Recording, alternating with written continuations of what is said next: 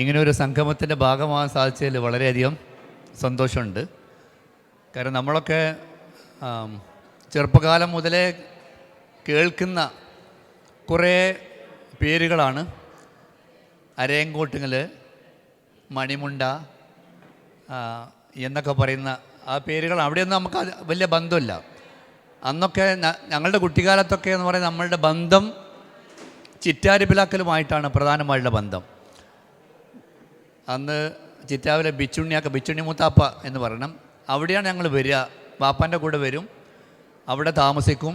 തൊട്ടടുത്തുള്ള ഇറക്കൊട്ട് ചോലയിൽ മൂത്തമ്മ, അതേപോലെ കിഴക്കയിൽ, പിന്നെ ഹസൈനാജിൻ്റെ അവിടെ. ഈ സ്ഥലങ്ങളാണ് പ്രധാനമായിട്ടും നമുക്കുള്ള ബന്ധങ്ങളെന്ന് പറയുന്നത്, അറിയുന്ന ബന്ധങ്ങളാണെന്ന് പറയുന്നത്.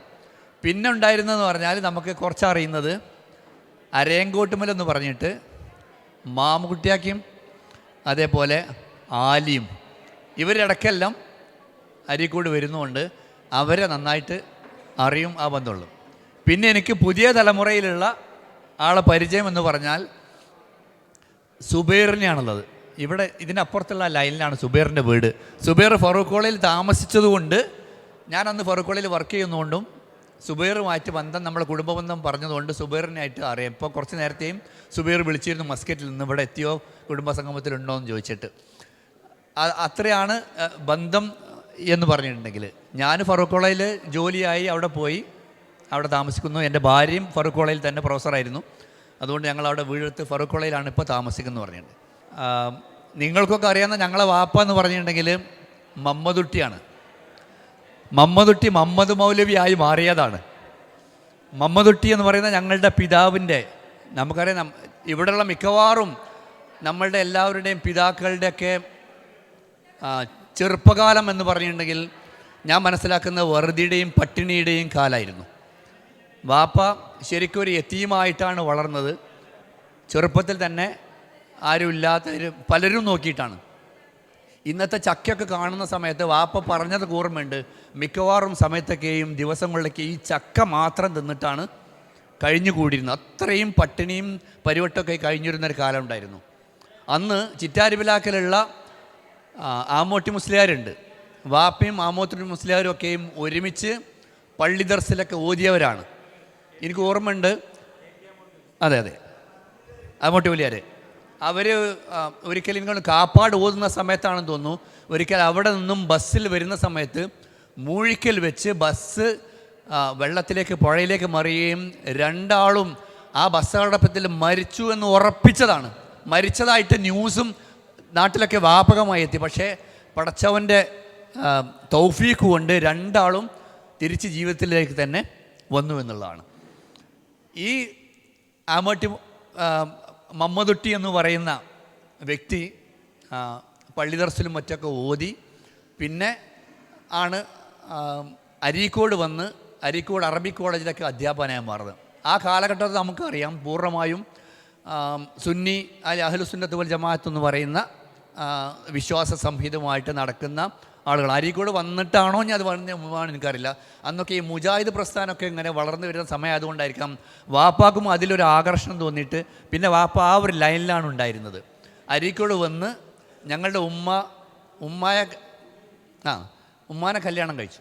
ഉമ്മ എന്ന് പറയുന്നത് ഞങ്ങളെ സംബന്ധിച്ചിടത്തോളം വാപ്പയും അതുപോലെ തന്നെയാണ്. ഒരുപക്ഷെ ഏതൊരു മക്കൾക്കും ഏറ്റവും അധികം അഭിമാനം തോന്നുന്ന ഉമ്മയാണെന്ന് പറയാതിരിക്കാനും വയ്യ. കാരണം വിപ്ലവം സൃഷ്ടിച്ച ആളാണ് ഉമ്മ എന്ന് പറഞ്ഞിട്ടുണ്ടെങ്കിൽ. ബ്രിട്ടീഷുകാരുടെ കാലത്താണ് ഉമ്മ സ്കൂളിൽ പഠിക്കുന്നത്. ബ്രിട്ടീഷുകാരുടെ കാലം എന്ന് പറഞ്ഞിട്ടുണ്ടെങ്കിൽ നമുക്കറിയാം എഴുത്തും വായനയും ഇംഗ്ലീഷ് വിദ്യാഭ്യാസം പ്രത്യേകിച്ചും പഠിക്കാൻ പാടില്ല. പെണ്ണുങ്ങൾക്ക് തീരെയും സ്കൂളിലൊന്നും പോകാൻ പാടില്ലാത്തൊരു കാലഘട്ടത്താണ്. അന്ന് വാപ്പാക്ക് ഉമ്മാൻ്റെ ഒരു സഹോദരൻ ഉണ്ടായിരുന്നു. ഞങ്ങളുടെ അമ്മാവൻ, ചെറിയ കച്ചവടമൊക്കെ നടക്കുന്ന മുഹമ്മദ് എന്ന് പറയുന്ന ഞങ്ങളുടെ അമ്മാവൻ. അദ്ദേഹം പറഞ്ഞു, കണ്യത്ത് ഉസ്താദിനോടാന്ന് തോന്നുന്നു, കണ്യത്ത് ഉസ്താദിനോട് അന്ന് ഫത്വ ചോദിച്ചു, സ്കൂളിൽ പഠിക്കാൻ പറ്റുമോ, പഠിപ്പിക്കാൻ പറ്റുമോ എന്ന് പറയും. പഠിപ്പിക്കാൻ പറ്റുമെങ്കിൽ മതം പറയുന്നുണ്ടെങ്കിൽ ഞാൻ ഏതറ്റം വരെ അവളെ പഠിപ്പിക്കുമെന്ന് പറഞ്ഞു. അങ്ങനെ കണ്യുസ്താദ് പറഞ്ഞിട്ടില്ല, അന്ന് പഠിപ്പിക്കുന്നതുകൊണ്ട് കുഴപ്പമില്ല എന്ന് പറഞ്ഞ്. പക്ഷേ കൃത്യമായിട്ട് മറച്ചുകൊണ്ട് പോകണമെന്നാണ് പറഞ്ഞു. അതുകൊണ്ട് തന്നെ ഉമ്മ പോയിരുന്നത് പർദ്ദ ഇട്ടിട്ടുണ്ടായിരിക്കും, മുഖം മറച്ചിട്ടുണ്ടായിരിക്കും, കയ്യിനും കാലിനും സോക്സ് ആയിരിക്കും. എന്നിട്ട് ഇത് പോകുന്നത് കാണുന്ന സമയത്ത് പിന്നാലെ കുട്ടികൾ കൂടും. ഭയങ്കര പരിഹാസമായിരുന്നു. പരിഹാസം എന്ന് പറഞ്ഞാൽ നമുക്കൊന്നും ചിന്തിക്കാൻ സാധിക്കില്ല. കോത്താമ്പി പോകുന്നതെന്ന് പറഞ്ഞിട്ട് ഉമ്മാൻ്റെ പിന്നാലെ കൂടുകയും കല്ലെറിയുകയും മറ്റൊക്കെ ചെയ്തിട്ടുണ്ട്. ഇത്രയൊക്കെ ത്യാഗം ചെയ്തിട്ടാണ് അന്ന് സ്കൂളിൽ പോയി 10ാം ക്ലാസ് പാസ്സായി. പിന്നെ TTC ഒക്കെ കഴിഞ്ഞ് ടീച്ചറായി മാറുന്നത്. അന്ന് ഉമ്മാൻ്റെ വാപ്പ വല്യാപ്പ എന്ന് പറഞ്ഞാൽ അരീക്കോട് താഴത്തങ്ങാടിയിലുള്ള ജുമാ മസ്ജിദ് ഉണ്ട്, സുന്നിപ്പള്ളിയാണ്. അവിടെ ഇമാമാണ്, ഖത്തീബാണ്. അവിടുന്ന് പള്ളിയിൽ നിന്ന് പുറത്താക്കി വല്യാപ്പയെ. കാരണം മകളെ പഠിപ്പിക്കാൻ വേണ്ടിയിട്ട് സ്കൂളിൽ അയച്ചിരുന്നു. അത്രയൊക്കെ ത്യാഗം സഹിച്ച് വന്നിട്ടുള്ള ഉമ്മയാണ്. പക്ഷേ ഇപ്പം നമുക്കറിയാം, ഇപ്പോൾ നമ്മൾ കേരളത്തെ നോക്കുകയാണെന്നുണ്ടെങ്കിൽ നമ്മുടെ മുസ്ലിം സമുദായത്തിൽ തന്നെയുള്ള പെൺകുട്ടികളാണ് ഏറ്റവും കൂടുതൽ. ഫറൂഖ് കോളേജിൽ എനിക്കറിയാം, ഞാനവിടെ പഠിക്കുന്ന സമയത്ത്, ഫറൂഖ് കോളേജ് തുടങ്ങിയ സമയത്ത് ഒരു പെൺകുട്ടി പോലും അവിടെ പഠിക്കാനുണ്ടായിരുന്നില്ല. ആദ്യമായിട്ടൊരു പെൺകുട്ടി ഫറൂഖ് കോളേജിൽ പഠിക്കാൻ വരുന്നത് 7 കൊല്ലം കഴിഞ്ഞിട്ടാണ്. 7 കൊല്ലം കഴിഞ്ഞ് 1948 തുടങ്ങിയിട്ട് 55 ഒരു പെൺകുട്ടി ഫറൂഖ് കോളേജിൽ പഠിക്കാൻ വരുന്നത്. ഇന്ന് ആ സ്ഥാനത്ത് 80% പെൺകുട്ടികളാണ്. നോക്കണം, മാറ്റം നോക്കണം. അപ്പം നമ്മളൊക്കെയും വലിയ മാറ്റത്തിന് വിധേയമായി വിദ്യാഭ്യാസത്തിന് വലിയ മുൻഗണന കൊടുത്തു. വിദ്യാഭ്യാസത്തിലൂടെ മാത്രമേ ഒരു സമൂഹത്തിന് മുന്നോട്ടേക്ക് പോകാൻ സാധിക്കുകയുള്ളൂ എന്ന് നമ്മളൊക്കെയും ഇപ്പോൾ മനസ്സിലാക്കി അതിനനുസരിച്ച് മുന്നോട്ടേക്ക് പോകുന്നു. ഈ കുടുംബ സംഗമവും ആ ഒരു രീതിയിലേക്ക് തന്നെ ആയി വരേണ്ടതുണ്ട്. കാരണം ഇപ്പോൾ പുതിയ തലമുറ പഴയ തലമുറ പോലെയല്ല. അവരൊക്കെയും വിദ്യാഭ്യാസ രംഗത്തൊക്കെയും വളരെയധികം മുന്നോട്ടേക്ക് പോകുന്നുണ്ട്. ഇന്ന് രാവിലെ ഇവിടുന്ന് അനുമോദനം നൽകി ചൈനയിൽ നിന്ന് MBBS കഴിഞ്ഞ് വന്നിട്ടുള്ള ഈ നമ്മുടെ കണ്ടീൽ കുടുംബത്തിലെ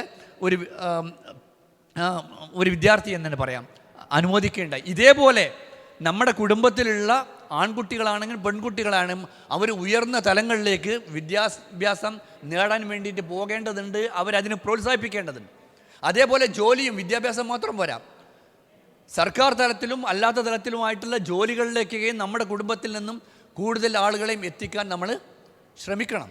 അപ്പോൾ പഴയ ഒരു കാലഘട്ടമല്ല. ഇന്ന് നമുക്ക് നോക്കുകയാണെങ്കിൽ മാഷാ അല്ലാഹ് കണ്ടീൽ കുടുംബത്തിലെ പെട്ട ഒരാളുടെ വീട്ടിലാണ് നമ്മൾ നിൽക്കുന്നത്. ഒരു 50 കൊല്ലം മുമ്പ് ഇതുപോലെയുള്ളൊരു വീട് സ്വപ്നം കാണാൻ സാധിച്ചിരുന്നു? ഈ ഇവിടെ ഇരിക്കുന്ന പ്രായമായ ആളുകൾക്കൊക്കെ അറിയാം, ഒരാൾക്ക് സ്വപ്നം പോലും കാണാൻ സാധിക്കുന്ന തരത്തിലുള്ള വീടും സൗകര്യങ്ങളിലേക്കും കണ്ടീൽ കുടുംബത്തിലുള്ളവർ എത്തിയിട്ടുണ്ട് എങ്കിൽ മാഷാ അല്ലാഹ് അത് പടച്ചവൻ്റെ വലിയ നിയമത്താണ്. ആ നിയമത്ത് നമുക്ക് നമ്മുടെ ഈ വരും തലമുറകളിലേക്കൊക്കെ ഇത് ലഭിക്കേണ്ടതുണ്ട്. അതിനാവശ്യമായിട്ടുള്ള ഒരു ഗൈഡൻസ് കൊടുക്കാൻ ഇപ്പോൾ ഈ കുടുംബത്തിൽ ധാരാളം വിദ്യാഭ്യാസമുള്ള ആളുകളൊക്കെ ഉണ്ട്. ബിസിനസ് രംഗത്ത് വളരെ മുന്നോക്കം വന്നവരൊക്കെ ഉണ്ട്. അവർക്കൊക്കെ വേണ്ട തരത്തിലുള്ള ഗൈഡൻസൊക്കെ നടത്തിയിട്ട് മുന്നോട്ടേക്ക് കൊണ്ടുപോകുന്ന ഒരു ഗ്രൂപ്പായി ഇതിനെ മാറ്റേണ്ടതുണ്ട്. ഇത് വെറുതെ നമ്മൾ കുടുംബക്കാർ തമ്മിൽ പരിചയപ്പെട്ടിട്ട് ഒരു ദിവസം കൂടി സംസാരിച്ച് കുറച്ച് ഭക്ഷണം കഴിച്ച് പിരിയാനുള്ളതാവാൻ പാടില്ല. ഇതിന് വളരെ കൃത്യമായിട്ടുള്ള പ്രോഗ്രാമുകൾ ഉണ്ടായിരിക്കണം. അതിന് കഴിവുള്ള ആരിഫിനെ പോലെയുള്ള ആളുകളാണ് ഇതിന് നേതൃത്വം നൽകുന്നത്. നല്ലൊരു ടീം ഇതിനുണ്ടാവണം.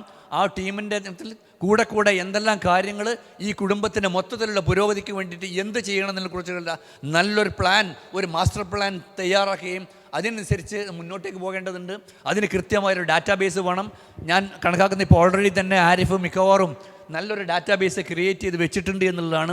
അതിനെ കൃത്യമായി അപ്ഡേറ്റ് ചെയ്തുകൊണ്ട് ഈ കുടുംബത്തെ എല്ലാ തലത്തിലും മുന്നോട്ടേക്ക് കൊണ്ടുപോകാൻ ആവശ്യമായ എല്ലാ പദ്ധതികളും ആസൂത്രണവും ഒക്കെ ചെയ്യണമെന്നാണ് എനിക്ക് പറയാനുള്ളത്.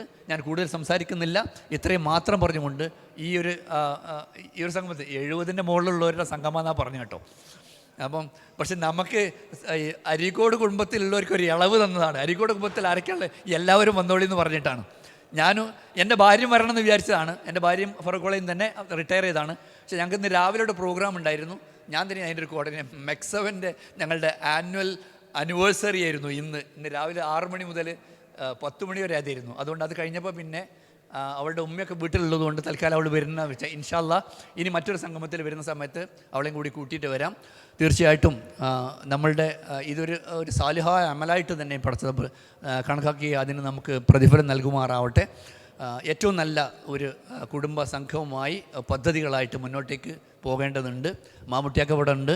മാമുട്ടിയൊക്കൊന്നും ചിലപ്പോൾ ഓർമ്മ ഉണ്ടാവില്ല, കണ്ടാൽ തന്നെ ചിലപ്പം കാഴ്ച കുറവുണ്ട്. ഞങ്ങളൊക്കെ വരുന്ന കാലത്ത് എപ്പോഴും പോകുന്നൊരു സ്ഥലമാണ്. ഇപ്പോഴും ഞങ്ങൾ ചിറ്റാരിപ്പിലാക്കൽ ബിച്ചുണ്ണിയാത്താൻ്റെയും അതേപോലെ തന്നെ എറക്കുടിയിലെയും കേക്കലെയും കുടുംബമായിട്ട് നല്ല റാപ്പുണ്ട്. മിക്കവാറും ഒരു വർഷത്തിൽ പലതവണ വരാനുണ്ട്. ഒരു വർഷത്തിൽ ഒരു ദിവസമെങ്കിലും ഒരു പ്രാവശ്യമെങ്കിലും വരാത്ത വർഷങ്ങളില്ല. എന്തായാലും 2 തവണ 2 പെരുന്നാളിൻ്റെ മുമ്പായിട്ട് ഞങ്ങൾ എന്തായാലും വരാറുണ്ട്. അതല്ലാത്ത എന്തെങ്കിലും ആവശ്യമുണ്ടെങ്കിൽ അതിനിടക്കും വരാറുണ്ട്. അവരുമായിട്ട് നിരന്തരം ബന്ധം ഇപ്പോൾ സ്ഥാപിക്കുകയും ചെയ്യുന്നുണ്ട്. പക്ഷേ ഇപ്പോൾ കൂടുതൽ കുടുംബങ്ങളെ പരിചയപ്പെടാനും ബന്ധം സ്ഥാപിക്കാനൊക്കെ സാധിച്ചിട്ടുണ്ട്. തീർച്ചയായിട്ടും നമുക്ക് എല്ലാവർക്കും ഇനിയും ബന്ധപ്പെടാം എന്ന് മാത്രം പറഞ്ഞുകൊണ്ട് നിർത്തുന്നു. അസ്സലാമു അലൈക്കും വറഹ്മത്തുള്ളാഹി.